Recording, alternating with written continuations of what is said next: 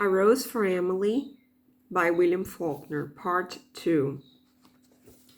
She was sick for a long time. When we saw her again, her hair was cut short, making her look like a girl, with a vague resemblance to those angels in colored church windows, sort of tragic and serene. The town had just let the contracts for paving the sidewalks, and in the summer after her father's death, they began the work. The construction company came with niggers and mules and machinery, and a foreman named Homer Barron, a Yankee, a big, dark, ratty man with a big voice and eyes lighter than his face. The little boys would follow in groups to hear him cuss the niggers, and the niggers singing in time to the rise and fall of pigs. Pretty soon he knew everyone in town. Whenever you heard a lot of laughing anywhere about the square, Homer Barron would be in the center of the group. Presently we began to see him and Miss Emily on Sunday afternoons, driving in the yellow-wheeled buggy, and the matched team of bays from the livery stable. At first we were glad that Miss Emily would have an interest, because the ladies all said, of course a Grierson would not think seriously of a northerner, a day laborer. But there were still others, older people, who said that even grief could not cause a real lady to forget noblesse oblige, without calling it noblesse oblige. They just said, poor Emily, her kinsfolk should come to see her. She had some kin in Alabama, but years ago her father had fallen out with them over the state of old Lady Wyatt, the crazy woman, and there was no communication between the two families. They had not even been represented at the funeral. And as soon as the old people said, poor Emily, the whispering began. Do you suppose it's really so? They said to one another. Of course it is. What else could it? This behind their hands. Rustling of craned silk and satin behind jalousies closed up the sun of Sunday afternoon as the thin, swift clop, clop, clop of the matched team passed. Poor Emily.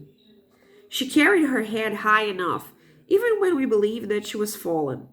It was as if she demanded more than ever the recognition of her dignity as the last Grierson. As if it had wanted a touch of earthiness to reaffirm her imperialness.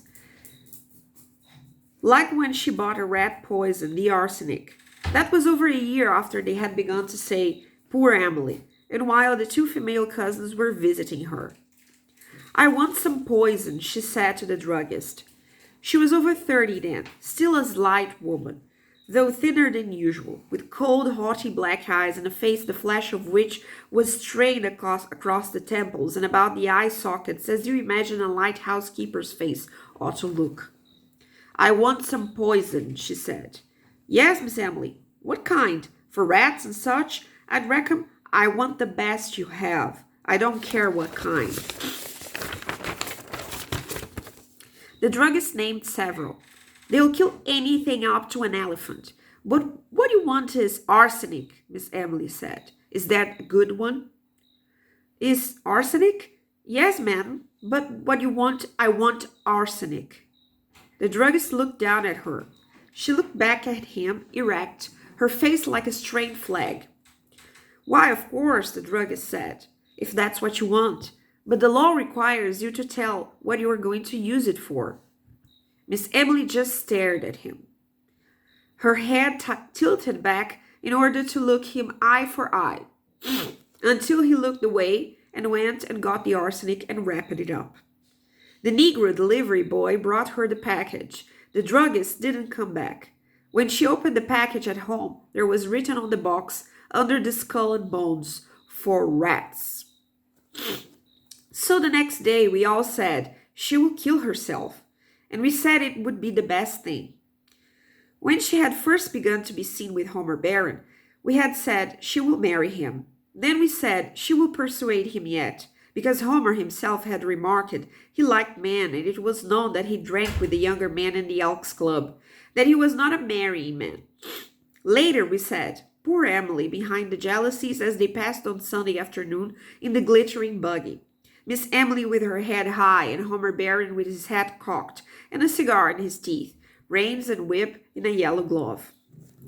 Then some of the ladies began to say that it was a disgrace to the town and a bad example to the young people.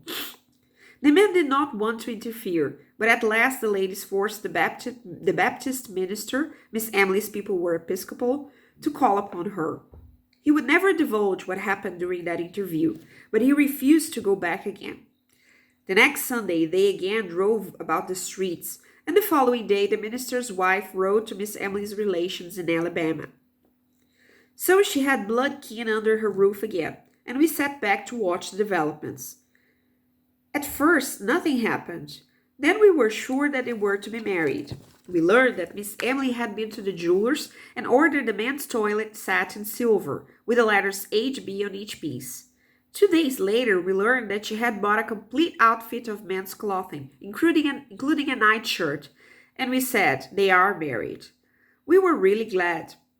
We were glad because the 2 female cousins were even more Grierson than Miss Emily had ever been.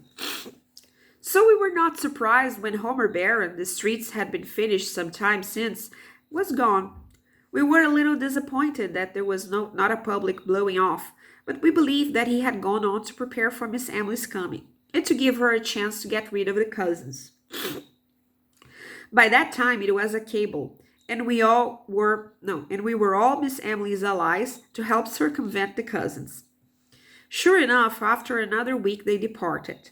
And as we had expected all along, within 3 days Homer Barron was back in town. A neighbor saw the Negro man admit him at the kitchen door at dusk one evening. And that was the last we saw of Homer Barron, and of Miss Emily for some time. The Negro man went in and out with a market basket, but the front door remained closed. Now and then we would see her at the window for a moment, as the man did that night when they sprinkled the lime, but for almost 6 months she did not appear on the streets. Then we knew that this was to be expected too, as if that quality of her father, which had thwarted her woman's life so many times, had been too virulent and too furious to die.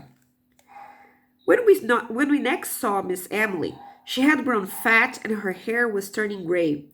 During the next few years it grew grayer and grayer until it attained an even pepper and salt iron gray, when it ceased turning. Up to the day of her death at 74, it was still that vigorous iron gray, like the hair of an active man. From that time on, her front door remained closed. From that time on, her front door remained closed, save for a period of 6 or 7 years, when she was about 40, during which she gave lessons in China painting. She fitted up a studio in one of the downstairs rooms, where the daughters and granddaughters of Colonel Sartori's contemporaries were sent to her with the same regularity and in the same spirit that they were sent to church on Sundays, with a 25-cent piece for the collection plate. Meanwhile, her taxes had been remitted. Then the newer generation became the backbone of the spirit of the town, and the painting pupils grew up and fell away, and did not send their children to her with boxes of color and tedious brushes and pictures cut from the ladies' magazine. The front door closed upon the last one and remained closed for good. When the town got free postal delivery, Miss Emily alone refused to let them fasten the metal numbers above her door and attach a mailbox to it. She would not listen to them. Daily, monthly, yearly, we watched the Negro grow grayer and more stooped, going in and out with a market basket. Each December, we sent her a tax notice, which would be returned by the post office a week later, unclaimed. Now and then, we would see her in one of the downstairs windows. She had evidently shut up the top floor of the house, like the cavern torso of an idol in a niche, looking or not looking at us. We could never tell which. Thus she passed from generation to generation, dear, inescapable, impervious, tranquil, and perverse. And so she died, fell ill in the house filled with dust and shadows, with only a doddering Negro man to wait on her. We did not even know she was sick. We had long since given up trying to get any information from the Negro. He talked to no one, probably not even to her, for his voice had grown harsh and rusty, as if from disuse. She died in one of the downstairs rooms, in a heavy walnut bed with a curtain. her gray head propped on a pillow yellow and moldy with age and lack of sunlight. End of part 2.